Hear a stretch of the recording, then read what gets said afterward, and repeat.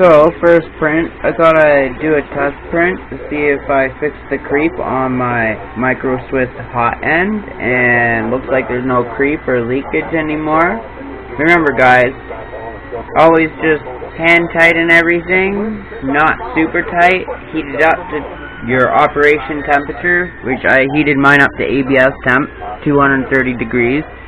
Don't do this with a regular hot end, because if you have that tube in it, it might melt and then you have more problems. Me, I got a micro Swiss all metal hot end. I paid $80 for it. I went to a 3D printing store in Toronto.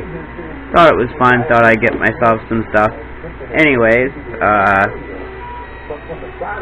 looking pretty good.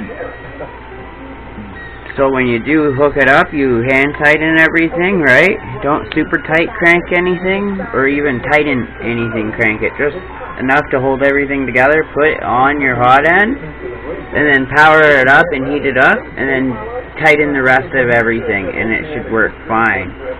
I was getting creep on the top of my heater block, and right now, as you can tell, I'm getting no drips or creep. As you can see, there's no pieces of plastic in the print anywhere. It's printing right on the glass. It's a Cr10.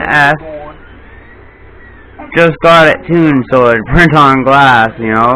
Anyways, my Anycubic is my baby. The Cr10 is winning me over, but like, Anycubic's a workhorse, and that's what I'd recommend. They're coming down in price. I paid $600 for this. No, I see them $250 Canada, and it could print anything that I've had to print on it.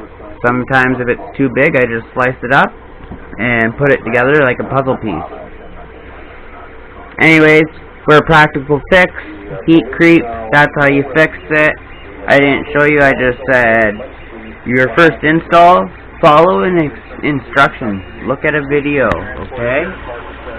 My pictures of creep is bad, and I was mad because I was on this big vase that would have covered this whole lamp here. This right here, I was on that, and I got that far into it.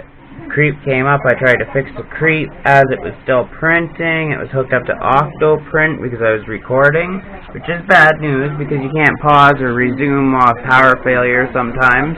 I haven't figured it out yet, so anyways, I'm printing from SD card. Bada bing, bada boom, that's what I recommend, SD card print.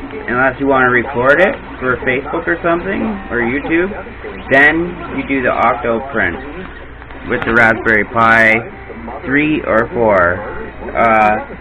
Have a good one for do-it-yourself all day long in the DIY cave. Well, attic, we're moving to the cave, and I'll show you guys that tomorrow. That's my project. I'm taking apart this, my first build ever. I got some 2020, I got some square tubing. Look at this beast. This is about 4 feet tall. It's a 4-foot cube. Imagine what I'm doing with that. Till later. Crap talker, shit talker walker, signing off.